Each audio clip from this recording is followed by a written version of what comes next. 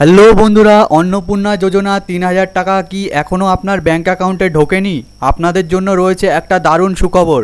অন্নপূর্ণা যোজনায় রাজ্য সরকারের তরফ থেকে আবারও চালু হয়ে গেল সম্পূর্ণ নতুন একটি পোর্টাল। এখন যাদের অ্যাকাউন্টে টাকা আসেনি তাদের আর কোথাও দৌড়াতে হবে না। আপনারা বাড়িতে বসেই নিজেদের মোবাইল থেকে অনলাইনের মাধ্যমে সরাসরি ক্লেম করতে পারবেন এবং ফর্ম বাতিল হয়ে থাকলে অবজেকশন জানাতে পারবেন। আপনারা যারা স্ট্যাটাস চেক করেছেন তাদের এক একজনের ভিন্ন ভিন্ন স্ট্যাটাস শো করছে। কারো স্ট্যাটাস দেখাচ্ছে আন্ডার প্রসেস, আবার কারো দেখাচ্ছে ফার্দার ভেরিফিকেশান, আবার কারো অ্যাপ্রুভ হয়ে গেছে, আবার কারো রিজেক্ট দেখাচ্ছে। এই ধরনের অন্যান্য স্ট্যাটাসগুলো আসল মানে কি এবং এখন আপনাদের ঠিক কি করতে হবে তার 100% সঠিক সমাধান আমি আজ দিয়ে দেব। এর পাশাপাশি যাদের স্ট্যাটাস অলরেডি অ্যাপ্রুভ দেখাচ্ছে এবং যারা টাকা পেয়ে গেছেন তাদের পরবর্তীতে কি করতে হবে সেটাও আজ বিস্তারিতভাবে জানাবো। অনলাইনের মাধ্যমে বাড়িতে বসে কিভাবে আপনার ক্লেম করবেন এবং অবজেকশন জানাবেন সমস্ত কিছু আজ এই ভিডিওর মাধ্যমে স্টেপ বাই স্টেপ সুন্দরভাবে প্র্যাকটিক্যালি বুঝিয়ে দিচ্ছি। তাই আপনাদের কাছে অনুরোধ, কোনো গুরুত্বপূর্ণ তথ্য যাতে মিস না হয়ে যায় তার জন্য ভিডিওটি একটু স্কিপ না করে শেষ পর্যন্ত, শুরু থেকে শেষ পর্যন্ত পুরোটা দেখতে থাকুন। আর হ্যাঁ, ভিডিওটির মূল পর্বে যাওয়ার আগে আপনাদের জন্য এত কষ্ট করে লেটেস্ট আপডেটগুলি আনি, তাই চ্যানেলটিকে এখনই সাবস্ক্রাইব করে দিন। চলুন স্ক্রিনে দেখে নেওয়া যাক। তো প্রথমে আপনারা মোবাইলে গুগল ক্রোম ওপেন করে এই যে দেখতে পাচ্ছেন social.registry.wb.gov.in /citizen এই অপশানটাতে ক্লিক করবেন, মানে এই লেখাটি লিখে সার্চ করবেন। করার পরে দেখবেন অন্নপূর্ণা যোজনার এই নতুন ওয়েবসাইটে চলে আসবেন। আসার পরে এখানে আপনার প্রথমে লেখা থাকবে আপনার জেলা নির্বাচন করুন। তো আপনি যে জেলার বাসিন্দা সেটা এখান থেকে আপনি সিলেক্ট করে নেবেন। তো এখান থেকে আপনার জেলাটি সিলেক্ট করার পরে আপনার অন্নপূর্ণা যোজনায় যে 10 সংখ্যার মোবাইল নম্বরটি আছে সেটা এখানে ইনপুট করবেন। করার পরে এই যে ইংলিশে লেখা ক্যাপচাটি দেখতে পাচ্ছেন এখানে ইনপুট করে রিকোয়েস্ট ওটিপিতে মারবেন। তারপর আপনার মোবাইলে একটি ওটিপি যাবে, ওটিপিটা দিলেই আপনার পুরো পেজটি ওপেন হয়ে যাবে। তো চলুন আমি ফার্স্টে এইগুলো করে নিই, তারপর আপনাদের বলে দিচ্ছি কী কী করতে হবে। তো বন্ধুরা, আমরা এখানে প্রথমে ওটিপিটি বসিয়ে নিলাম, নিয়ে এই যে ভেরিফাই অ্যান্ড কন্টিনিউ এখানটাতে ক্লিক করব।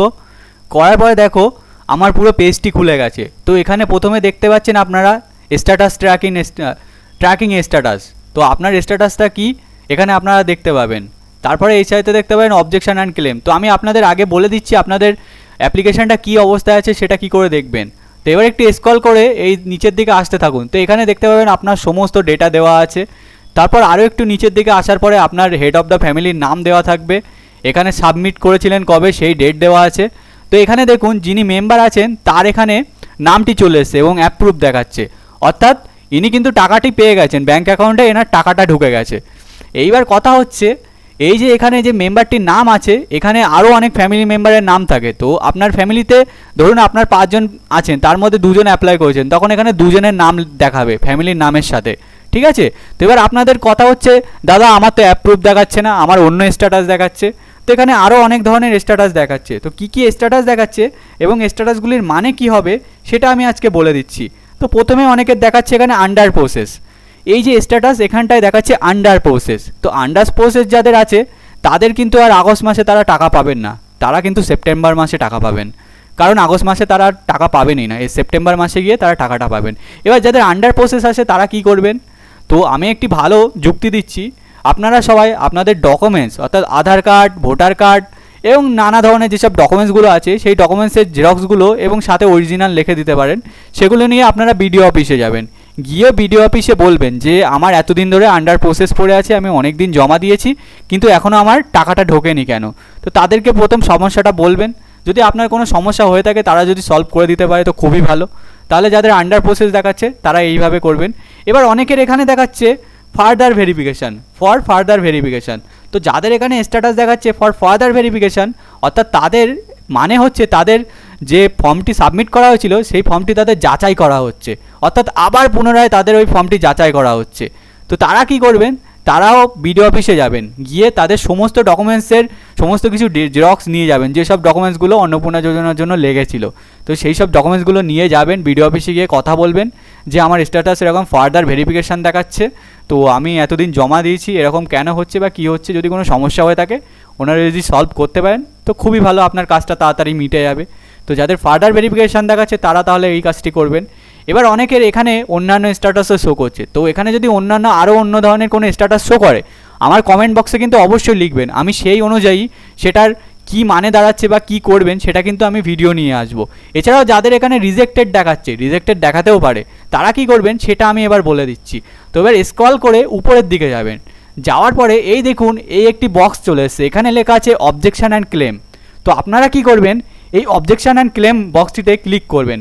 করার সাথে সাথে দেখুন এখানে ক্লেম বাই অ্যাপ্লিকেন্ট, আর এখানে আরেকটি আছে অবজেকশন এগেনস্ট সামওয়ান। তো প্রথমে আপনারা নিজেদের জন্য ক্লেম করতে চাইলে ক্লেম বাই অ্যাপ্লিকেন্টে ক্লিক করবেন। করার পরে দেখুন এখানে আপনার অ্যাপ্লিকেশান নাম্বারটি শো করবে এবং আপনার অ্যাড্রেসটি শো করবে। এছাড়া আপনার বাড়ির প্রত্যেক মেম্বারের নাম কিন্তু এখানে শো করবে এবং যার নামে এই অন্নপূর্ণা ভাণ্ডারের ফর্মটি ফিল আপ করা হয়েছে তার এখানে দেখবেন এই যে টিক চিহ্ন দেখাচ্ছে, অন্নপূর্ণা যোজনার এই ঘরটিতে কিন্তু টিক চিহ্ন দেখাচ্ছে, অর্থাৎ এই ফ্যামিলি মেম্বারে ইনি অন্নপূর্ণা যোজনার জন্য অ্যাপ্লাই করেছেন, তার জন্য এখানে টিক দেখাবে। তো আপনার ফ্যামিলিতে যদি দুজন অন্নপূর্ণা যোজনার জন্য বা তিনজন করে থাকেন তাদের তিনটে টিক দেখাবে। তো আপনার যেটা সেটা, এবার এখান থেকে কি করবেন, আপনার এই যে দুটো অপশান দেখতে পাচ্ছেন রিজন ফর ক্লেম, অর্থাৎ আপনি কী জন্য ক্লেম করতে চান তার রিজন কী অর্থাৎ কারণ কী সেটা বলতে হবে।